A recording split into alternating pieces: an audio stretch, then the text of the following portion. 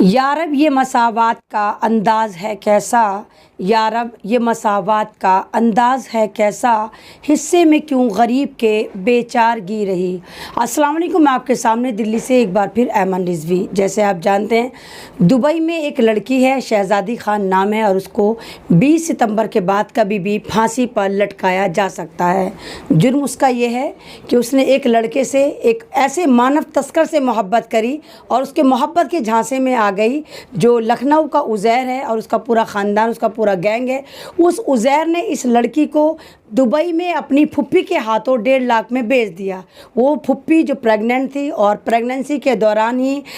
یہ لڑکی کو یہاں سے بھیجا جاتا ہے تاکہ اس کی خدمتیں کرے، کیونکہ غلاموں کا سسٹم ابھی بھی کہیں نہ کہیں ہے۔ اور 1.5 لاکھ میں شہزادی خان یہاں سے جاتی ہے۔ یہ باندہ کی، اتر پردیش باندہ کی رہنے والی غریب شہزادی تھی، جس کا منہ بچپن میں کسی حادثے کی وجہ سے یہ جل گیا تھا چہرہ۔ تو اس کو لگتا ہے کہ عزیر جو اس کی محبت میں آیا، عزیر جسے فیس بک پر اس نے دوستی کری، عزیر جو کہتا ہے کہ میں تمہارا علاج کروا دوں گا، بس تم ایک کام کرو، مجھے 90,000 روپے دے دو، اپنا پاسپورٹ بنوا لو، میں تمہیں دبئی بھیج دیتا ہوں، وہاں تم جاب کرنا اور پیسہ جمع کر کے اپنا سرجری کرانا، پھر میں تم سے شادی کروں گا۔ وہ لڑکی اس جھانسے میں آ جاتی ہے، سن 2022 میں دبئی چلی جاتی ہے، اس کی پھپھو کے گھر، یعنی عزیر کی پھپھی کے گھر، اور وہاں پر ایک بچہ پیدا ہوتا ہے۔ اور بچے کے جب ویکسینیشن چل رہا ہوتا ہے تو اسپتال میں ہی کچھ دن بعد وہ بچہ مر جاتا ہے۔ یہ عورت وہاں پر جا کر ہنگامہ کرتی ہے اور کہتی ہے میرا بچہ مر گیا، تم نے کچھ غلط انجیکشن لگایا ہے۔ ہاسپٹل، دبئی کا ہاسپٹل والے کہتے ہیں کہ ٹھیک ہے، ہم اس بچے کا پوسٹ مارٹم کر دیتے ہیں، تو وہ مہیلا منع کر دیتی ہے کہ نہیں، مجھے پوسٹ مارٹم نہیں کرانا۔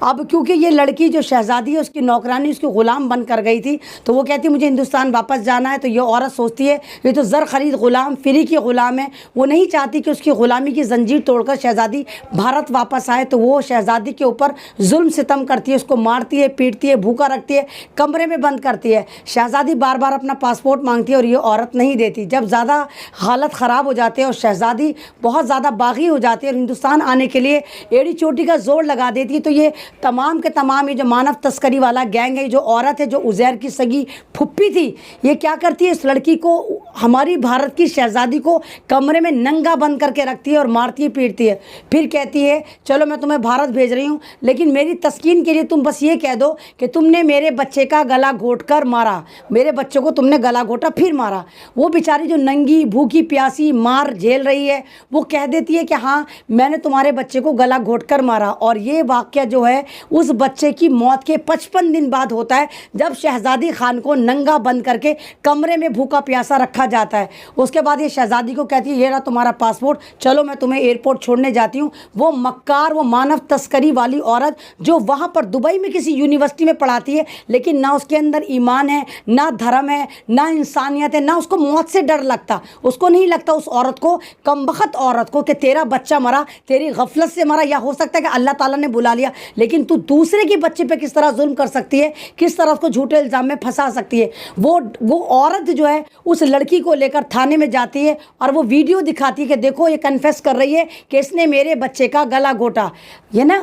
میں نے مانا قانون اندھا ہوتا ہے لیکن بے شرم نہیں ہونا چاہیے۔ قانون اتنا بے شرم کیسے ہو سکتا ہے کہ ایک لڑکی جو بالکل ننگی ہے اور دھوکے سے ویڈیو میں اس کو قبول کروایا جا رہا ہے کہ تو نے میرے بچے کو مارا۔ کیوں بھائی، تو تو مانو تسکری گینگ کی عورت ہے، کیا تو وہاں کی پرنسس تھی جو تیرے بچے کا وہ گلا گھونٹ کے شہزادی مارے گی؟ کیا تھی تو؟ تیری حیثیت کیا تھی؟ تو یہ سارا ڈرامہ چل رہا ہے۔ اور 20 ستمبر کے بعد شہزادی کو کسی بھی وقت دبئی کی عدالتیں پھانسی پر لٹکا سکتی ہیں اور پھانسی اس کی ڈکلیئر ہو گئی ہے، لیکن ہندوستان سے کوئی اس کے لیے آواز نہیں اٹھا رہا، کیونکہ بھارت کی شہزادی بہت غریب ہے، بھارت کی بے گناہ شہزادی بہت زیادہ خوبصورت نہیں ہے، بھارت کی بے گناہ شہزادی بہت زیادہ امیر نہیں ہے۔ ایک لائیو فرحان یحییٰ، ہندوستان لائیو فرحان یحییٰ نے بھی کرا تھا، بہت اس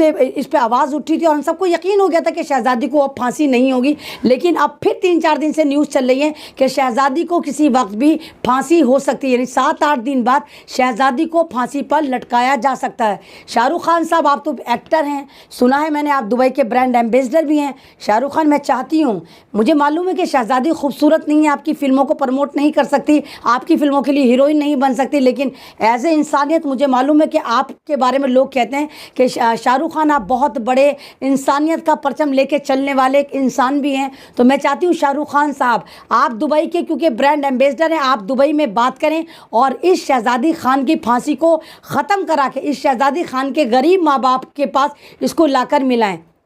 کیونکہ نردوش ہے وہ تو الٹا یہاں پر عزیر جو لکھنؤ کا عزیر ہے جو مانو تسکری کرتا ہے اس